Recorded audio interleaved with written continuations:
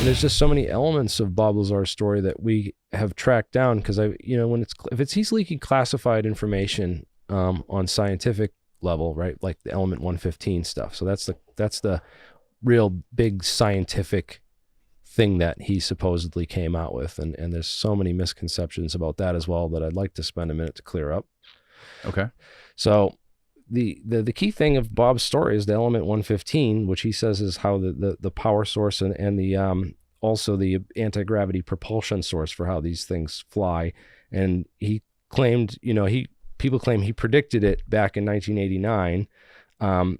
There's lots of other people who predicted it, including, back in the 1960s. Like Glenn Seaborg knew that there was going to be elements up that high, and he even predicted the island of stability there. And there was actually an article that was published in Scientific American in May 1989, which is the exact month and year that Bob Lazar first came out with his story. And it's on page 68 of the May 1989 issue of Scientific American, and it's called Super Heavy Elements. And it talks about the island of stability in element 115. But nowhere in any of this is any mention that it has anti-gravity properties or, energy, production properties. So that's the big thing. We've discovered element 115, and people like the Corbells and everyone try to claim that means that, they've confirmed Bob Lazar's story because he predicted it in 1989. And then they discovered it years later. So that confirmed his story. No, it didn't. He claimed that there was a stable isotope and that it had anti-gravity properties. Some more records of his educational background, which he claims to have these degrees, advanced degrees, and have gone to these schools. Which there is evidence, right? So the evidence came out, right? It's interesting because he had a court case in 1991, and on his court documents, he stated that his bachelor's degree was from Pacifica University, which is a correspondence university. And what year did you say this? It was shut down in the early 90s as being a degree mill. So this was like 91, I think, was the conviction. So it was like two years after he came out with the story. So this place called Pacifica was selling degrees. Selling. Okay. That's where he put. So the court case is interesting too, because apparently, he had, become this whistleblower about this big top secret program that he was hired to be this senior staff physicist on, and that, afterwards, he was after 2 years later, he's running a brothel. He's literally running a brothel. That's what he gets. He wasn't running the brothel. He was there was a madame who was running the brothel. It was called the Crystal Cove, and he actually got arrested for setting up a CCTV camera system in the apartment complex, and they were filming and blackmailing customers of the brothel. Is there proof that he tried to blackmail people? It's a court case. He pleaded guilty to it. Yeah. You can look it up in Nevada. Yeah, you can look it up in Nevada. So it's there. And there's a video of it online, and there's even videos of George Knapp talking about the incident, how he's like, he just, brought this big scientist whistleblower out, and here goes the whole story because, Right. And apparently it wasn't enough to make it go away. And a lot of people still don't know about that and that it happened. But the court documents from that case, he lists his degree his bachelor's degree was from Pacifica University, not MIT or Caltech. He doesn't say that. And he says that his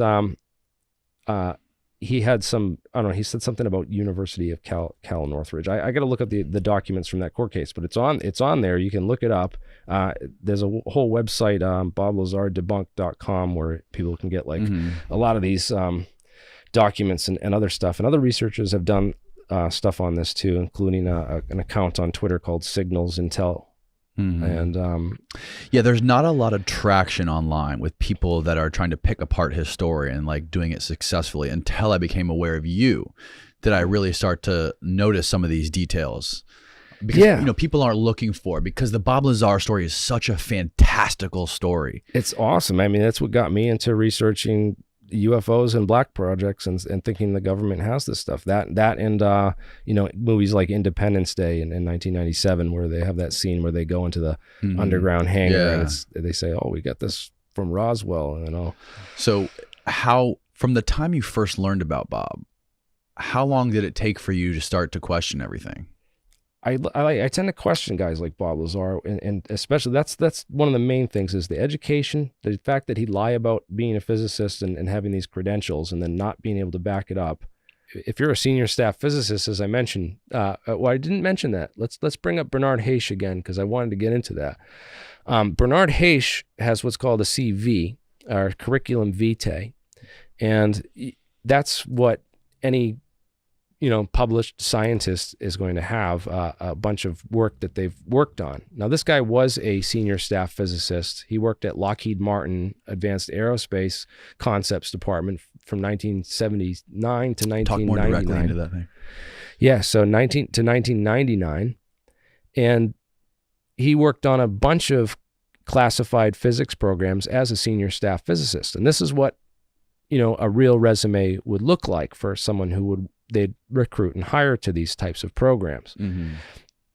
Bob Lazar does not have a CV. He claims to have a master's degree from MIT, and he claims that his thesis was in MHD, or magnetohydrodynamics, which is a form of propulsion where, it's like when you ionize air and make it plasma and then use magnets to move that plasma.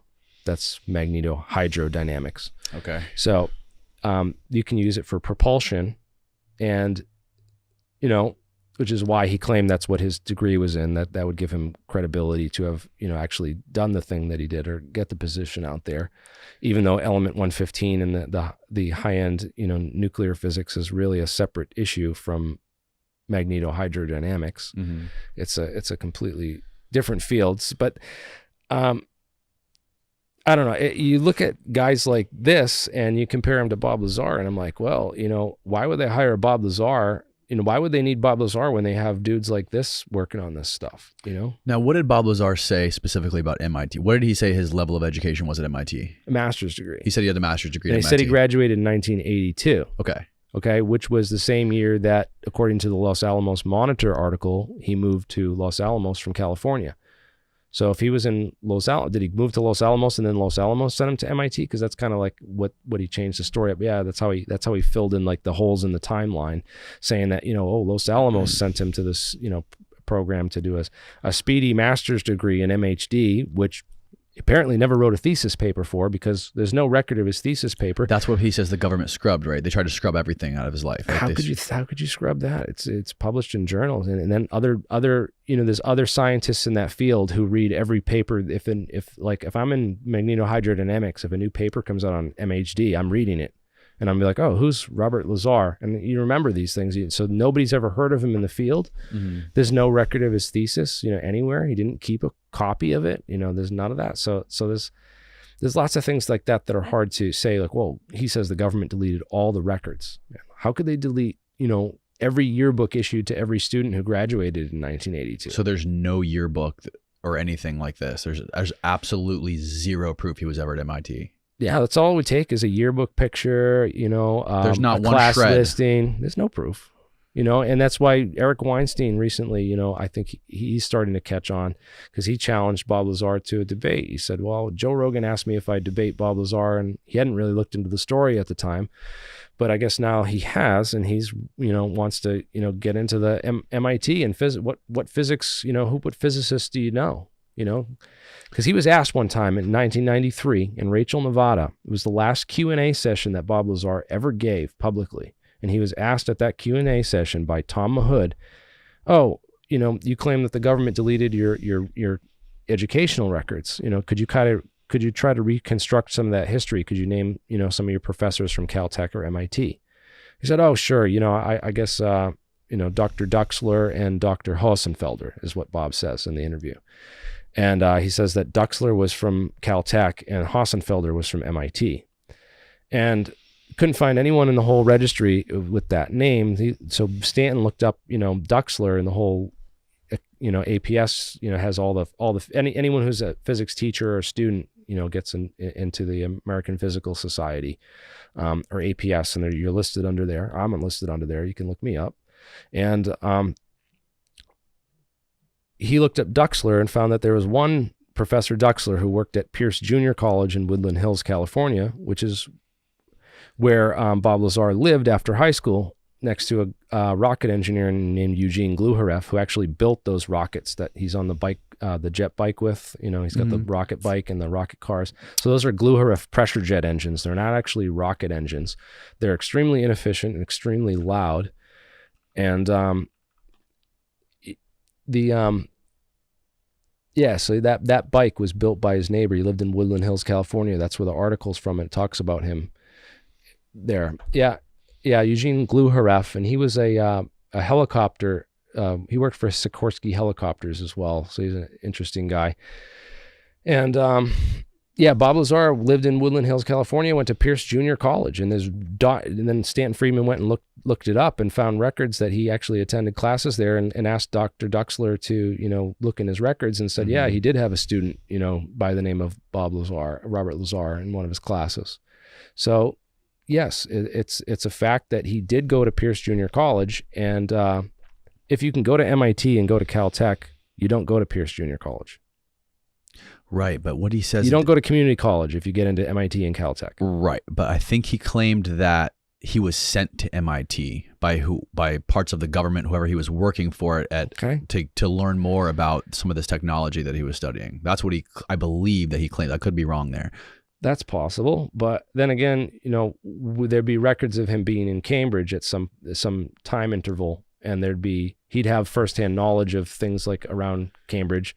He'd have knowledge of people that he worked with or was there with, and then some people say, I can't remember any of my teachers or any of my professors from college and this and that. I was like, you don't remember your academic advisor? Like, if you're in a program like this, I can remember all my teachers from high school. Like, I ran into one yesterday, actually. It's the thing about him is he doesn't smell it. Like, he passes the sniff test. He doesn't appear to be a liar. He doesn't.